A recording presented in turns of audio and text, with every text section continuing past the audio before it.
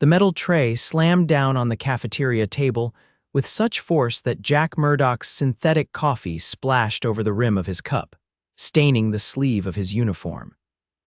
He looked up to find 6 pairs of eyes staring at him, each belonging to a different species, yet all conveying the same emotion: disgust.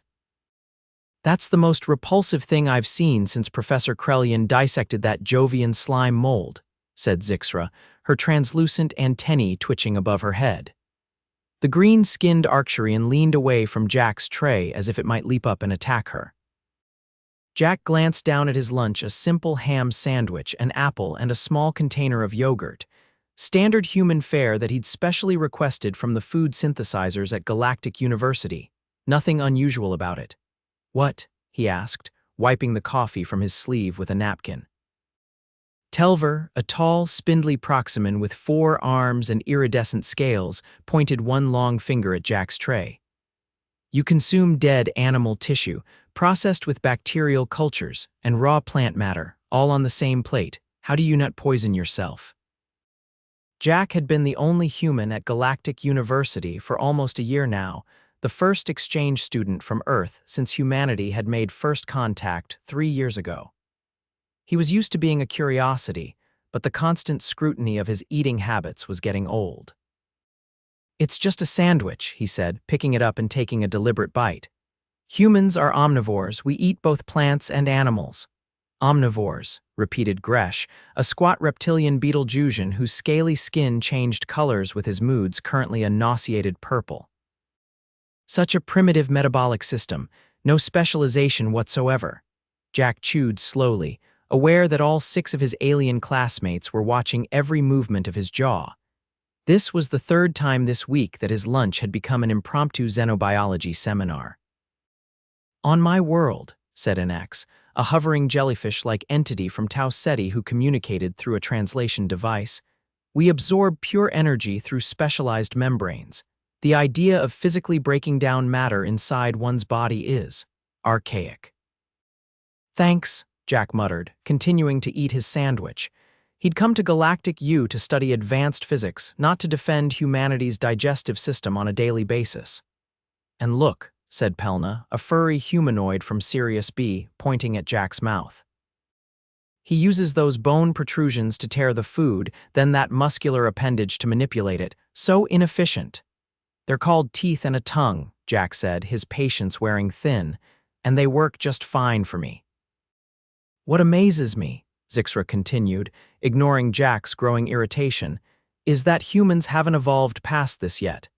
You've achieved faster than light travel, but you still consume like your cave-dwelling ancestors." The final member of their study group, Vrel, a silicon-based life form from a high-gravity world near Aldebaran, vibrated slightly, their equivalent of laughter. "Perhaps this explains why humans are so emotional and unpredictable. Their brains are constantly dealing with the toxins from their primitive food." Jack finished his sandwich in silence, trying to tune out the conversation happening around him.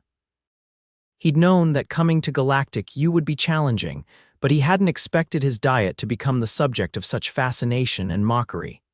Most days he could laugh it off, but today it was hitting a nerve. "I'm heading to the library," he said, standing up and grabbing his tray. "See you all in advanced quantum mechanics." As he walked away, he could still hear them discussing the barbaric human digestive system. Jack dumped his tray and headed out of the cafeteria, needing some time alone.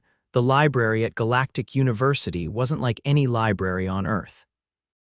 It was a vast spherical chamber with data stations floating at various levels throughout the space. Students from hundreds of different species accessed information via methods suited to their biology. Some used touch interfaces. Others connected via neural links, and some species absorbed data directly through specialized sensory organs. Jack found a quiet corner with a standard interface that had been adapted for human use. He sank into the conforming chair and sighed heavily. "Rough day, Murdoch," came a voice from behind him. Jack turned to see Professor Akara, a tall Andromedan with silver skin and eyes that shifted through different colors as she spoke.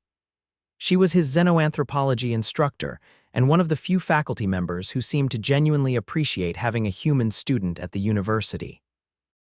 "Just the usual," Jack replied. "Apparently my lunch was today's entertainment." Professor Akara's eyes shifted to a sympathetic blue. "Your classmates are curious. Many of them have never encountered an omnivorous species before. Curious is one thing. But they act like I'm eating something disgusting. It's just food." "For what it's worth," she said, "when I visited Earth last year, I found human cuisine quite fascinating, particularly your sushi. The combination of raw fish and fermented plants was an education." Jack couldn't help but smile. Yeah, not everyone on Earth likes sushi either. Cultural and biological diversity is what makes the galaxy interesting, Murdoch. Your classmates will learn that eventually. Professor Akara drifted away, leaving Jack with his thoughts. He appreciated her attempt to make him feel better, but the truth was, he was getting tired of being treated like a primitive curiosity. He was a top physics student, here on scholarship, not some zoo exhibit. The next day in comparative xenobiology, Professor Droll was discussing digestive adaptations across various species.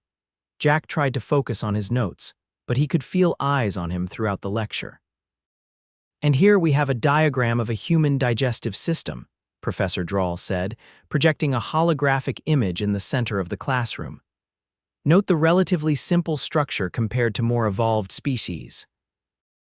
Jack slumped in his seat as the professor highlighted each organ, describing them in terms that made humans sound like barely evolved primates. When the class finally ended, Jack was the first one out the door. He was halfway to his dormitory when Telver caught up with him, all four arms moving in an elaborate gesture of greeting. "Jack Murdoch, we're organizing a study session for the upcoming exams. Will you join us?" Despite his frustration, Jack knew he needed the study group. The physics here was beyond anything taught on Earth, and working with others had helped him stay afloat. "Sure," he said. "Where and when?" Zixra's quarters after the final lecture. "We're ordering nutrient solutions from the synthesizer." Jack nodded. "I'll bring my own food." "Ah, yes, your special dietary requirements." Telver's scales shifted to a pattern that Jack had learned indicated awkwardness. "Perhaps you could consume before joining us. The others find the smell of animal products distracting." Jack stopped walking. "Distracting." "Yes, the odor molecules activate warning receptors in several of our species. Quite unpleasant. I've been eating in the cafeteria all year. No one mentioned this before." Telver's scales rippled. "We were trying to be polite, but since we'll be in Zixra's private quarters for several hours." "Fine," Jack said curtly. "I'll eat before I come." Later that evening, Jack sat alone in his room, chewing on a synthesized protein bar that was supposed to approximate the taste and nutrition of meat, but tasted more like cardboard with salt. He'd been looking forward to the meal packets his mother had sent from Earth, real food that reminded him of home. But now he wondered if he should just stick to the bland, odorless nutrient solutions that most students consumed. By the time he arrived at Zixra's quarters, the study group was already deep in discussion about quantum fluctuations in non-Euclidean space. Jack quietly took a seat and pulled out his data pad. "Ah, Jack has arrived," Gresh announced, his scales now a scholarly orange. "Did you consume your animal products elsewhere?" 6 pairs of eyes turned to him, waiting for his answer. "I had a protein bar," Jack said flatly. "Excellent." Zixra's antennae wiggled in approval. "Now we can focus on the spatial equations without distractions." The study session progressed, and Jack contributed where he could, but he felt a growing distance between himself and the others. Not just the natural distance between different species, but something more personal. They were treating him like he carried some kind of contagion. After 2 hours of intense study, NX suggested a break. "My cognitive functions require a rest cycle," the floating jellyfish announced. Zixra activated her room's synthesizer. "I'll program nutrient solutions for everyone."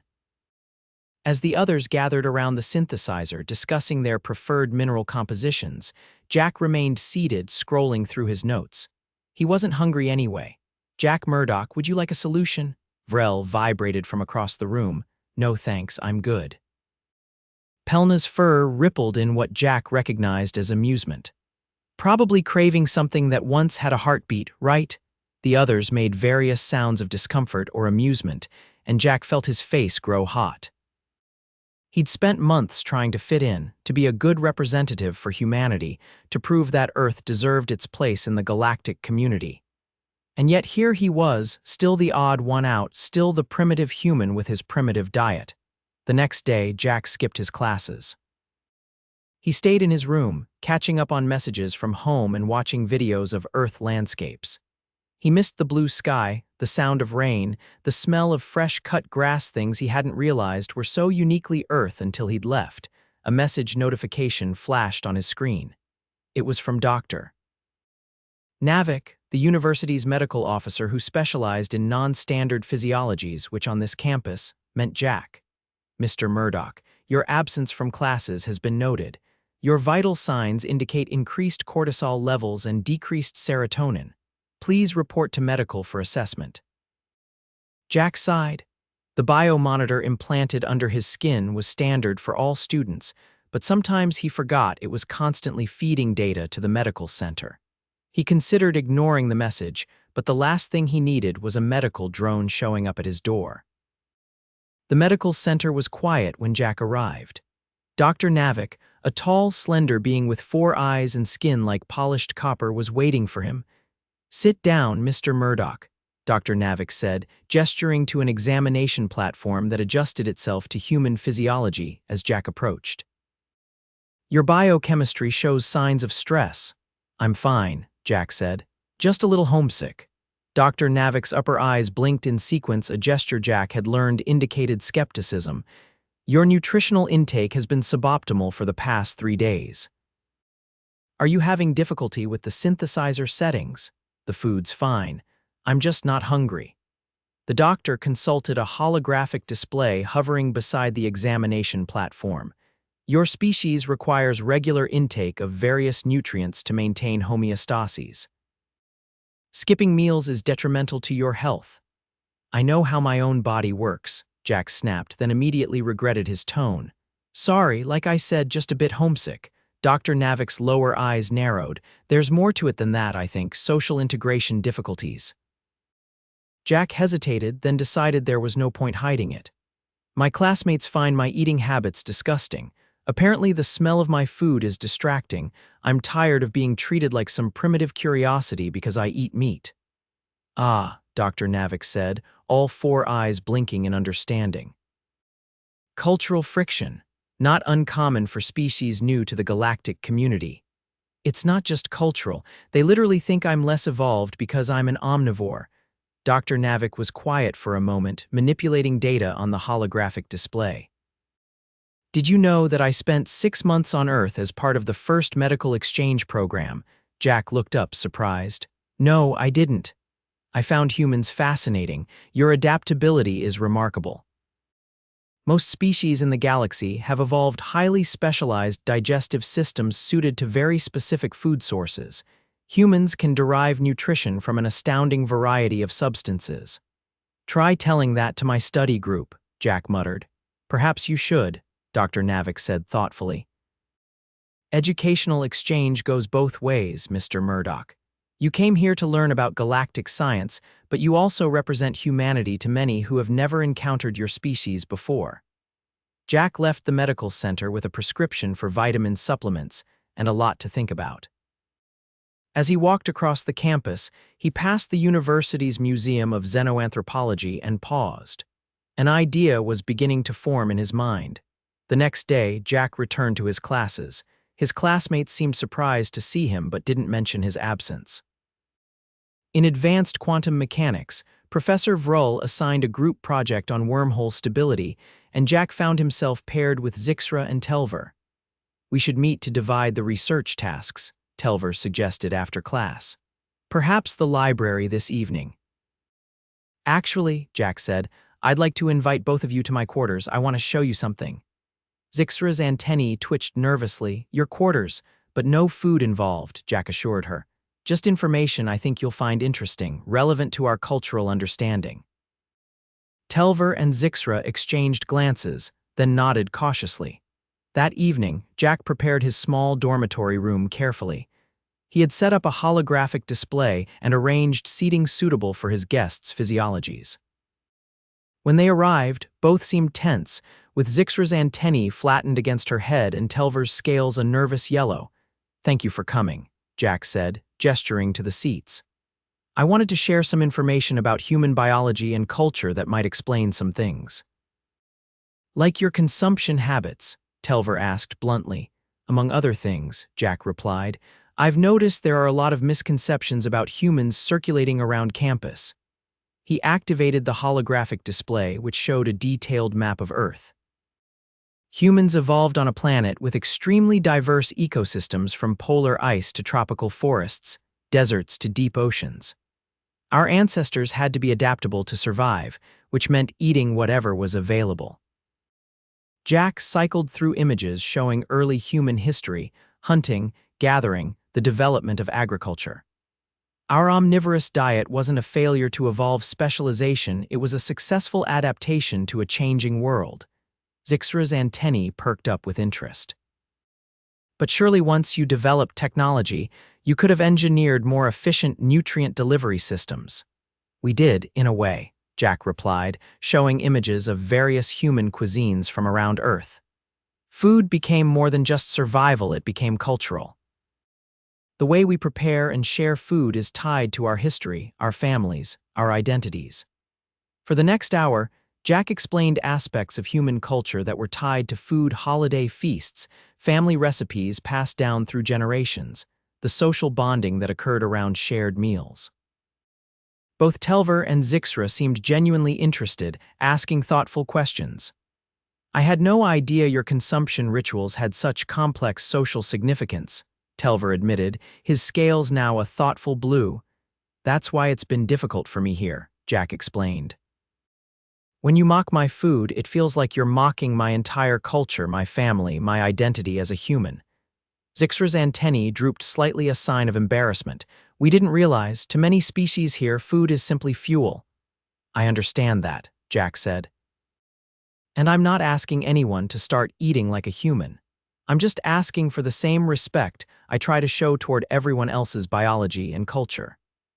The conversation continued late into the evening, with Telver and Zixra sharing aspects of their own culture's relationships with nutrition. By the time they left, Jack felt like he'd finally made some real progress in bridging the gap. The next day at lunch, Jack sat at his usual table in the cafeteria. He had just unwrapped his sandwich when Telver appeared, followed by Zixra, Gresh, and the others from their study group. "May we join you?" Telver asked, his scales a friendly green. Jack nodded, surprised but pleased. "Of course." The group settled around the table, each with their own nutrient solution or specialized food. No one commented on Jack's sandwich or apple. "We've been discussing your presentation," Zixra said. "It was quite informative." Gresh's scales shifted to an inquisitive orange. "Telver explained about your species' cultural attachment to consumption rituals. Fascinating adaptation." "Telver and Zixra told you about our talk?" Jack asked. NX's translation device hummed. "They suggested we had been insensitive to your biological and cultural needs. The study group has agreed this was counterproductive to our academic cohesion." Jack wasn't sure if this was a genuine apology or just a practical decision to make their study sessions run more smoothly, but he appreciated the effort either way. "Thanks," he said. "I appreciate that." "We are curious, though," Pelna said, her fur rippling with interest, "about the limits of human consumption." "Telver mentioned you can eat almost anything." Jack smiled wryly. "Not anything. We have plenty of foods that are toxic to us, but we are pretty adaptable." "What's the most extreme food humans consume?" Vrel vibrated curiously. "In terms of challenge to your digestive system," Jack thought for a moment. "Well, there are some cultures on Earth that eat certain foods, raw fish, beef, even some organ meats." The entire table fell silent, all eyes fixed on Jack with expressions ranging from shock to disbelief. "Raw animal flesh?" Gresh finally asked, his scales turning a sickly green. "Without thermal processing to kill pathogens?" "Some dishes, yeah," Jack nodded. "Like steak tartare or sushi. They're considered delicacies in some regions." "That can't be safe," Zixra said, her antennae rigid with alarm. It's perfectly safe if the meat is fresh and properly handled, Jack explained. Human stomachs produce strong acids that can kill many pathogens. The conversation around the table had drawn attention from nearby students, who were now listening intently. Jack realized he had accidentally created another spectacle, but this time it didn't bother him as much. At least they were asking questions rather than making assumptions. "I don't believe it," came a voice from a neighboring table. A Centaurian student Jack didn't know well leaned over. "Humans can't possibly consume unprocessed animal tissue without becoming ill. It's biologically implausible." Several other students nodded in agreement, and Jack felt the familiar frustration rising again. Just when he thought he'd made progress, an idea struck him. A dramatic demonstration might accomplish more than hours of explanation. He stood up. "I'll be right back," he said, heading toward the synthesizer station. The cafeteria's synthesizers could recreate virtually any food from any world, given the right molecular template. Jack scrolled through the Earth menu until he found what he was looking for: steak tartare. He programmed the synthesizer for raw, high-quality beef, with the traditional accompaniments of raw egg yolk, capers, and onions. When he returned to the table, conversation stopped as all eyes fixed on the plate he was carrying. The red meat glistened under the cafeteria lights, the yellow egg yolk pooled beside it. "What is that?" Pelna asked, her fur standing on end. "Steak tartare," Jack replied calmly. "Raw beef with raw egg and seasonings, a traditional dish from several Earth regions." The Centaurian, who had doubted him, hovered closer. "You're not actually going to consume that unprocessed animal tissue?" Jack didn't respond. Instead, he picked up his fork, scooped up a portion of the tartare with its raw egg yolk, and placed it in his mouth. He chewed slowly, savoring the rich, metallic flavor that the synthesizer had recreated perfectly. The cafeteria had gone completely silent. Dozens of alien students watched in a mixture of horror and fascination as Jack swallowed and then took another bite. He continued eating in complete silence, maintaining eye contact with the Centaurian who had challenged him. Gresh's scales had turned a pale white, a color Jack had never seen on him before. Zixra's antennae were pressed so flat against her head that they were almost invisible. Telver's forearms were frozen in mid-gesture, and his scales flickered between patterns so rapidly that they appeared to be malfunctioning. Jack finished the tartare, wiped his mouth with a napkin, and took a sip of water. Still, no one spoke.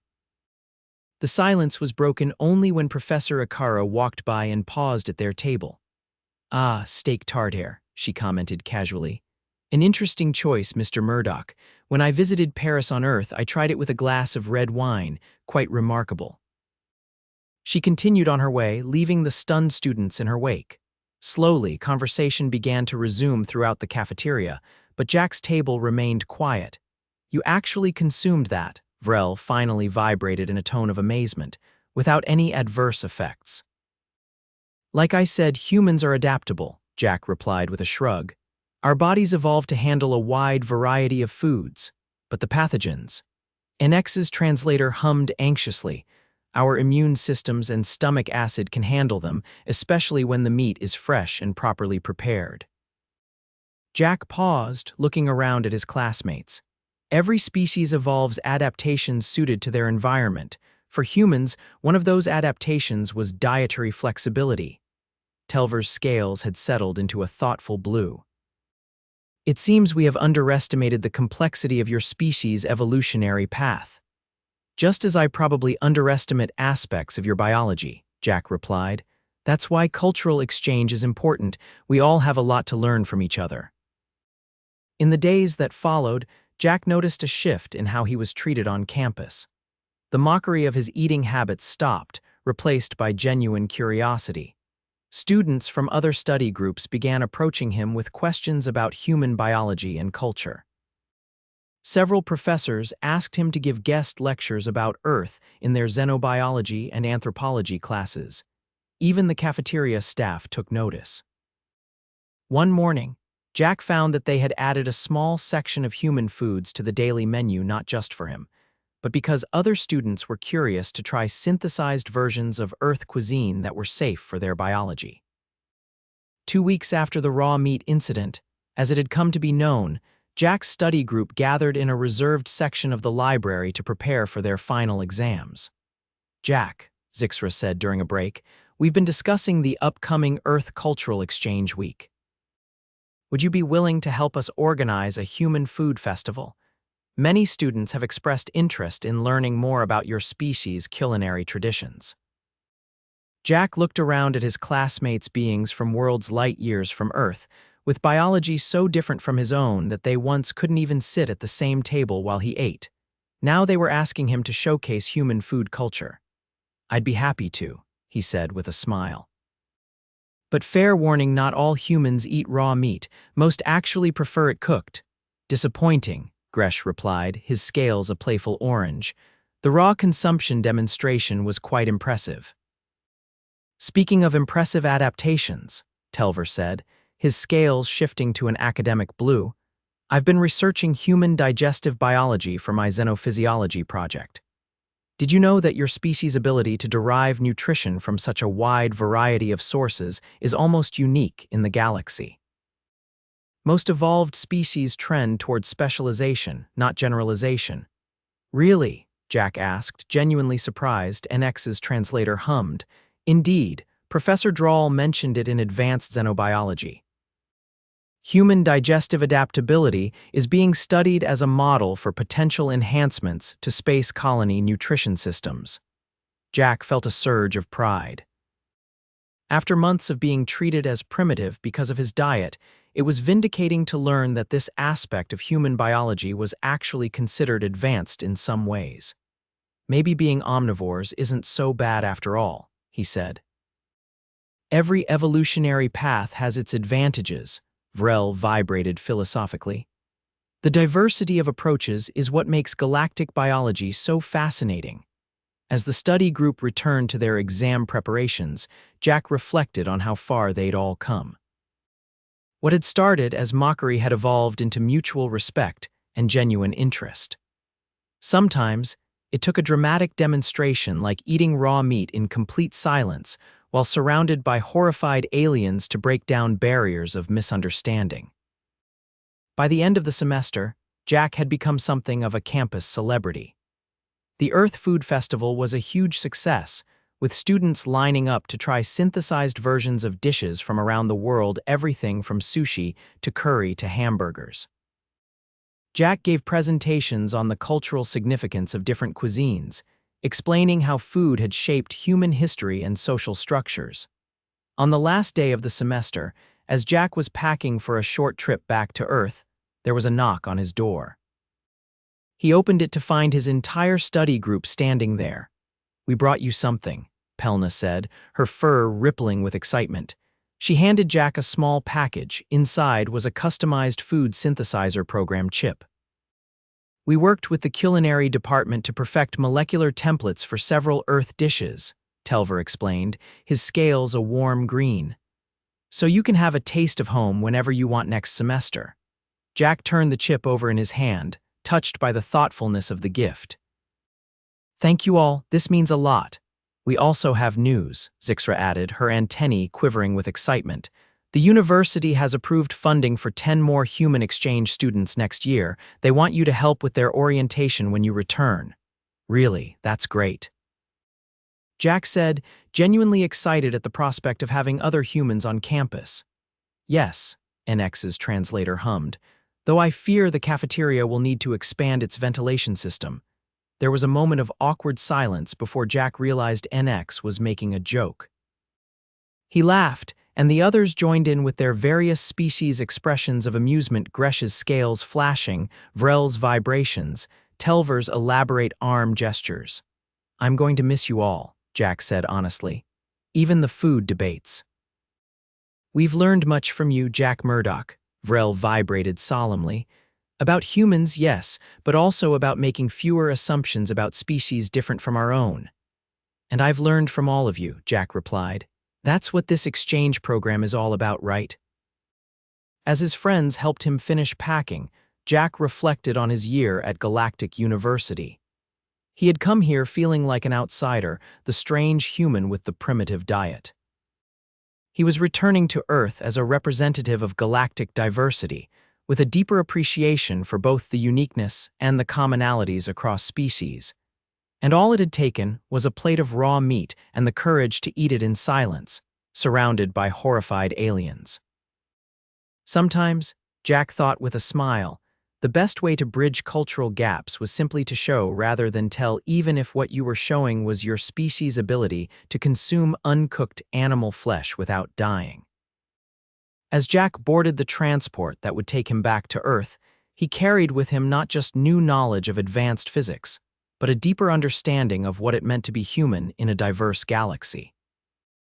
And perhaps most importantly, he had learned that what others perceived as weakness or primitiveness could actually be strength and adaptability in disguise. That was a lesson worth all the mockery in the universe.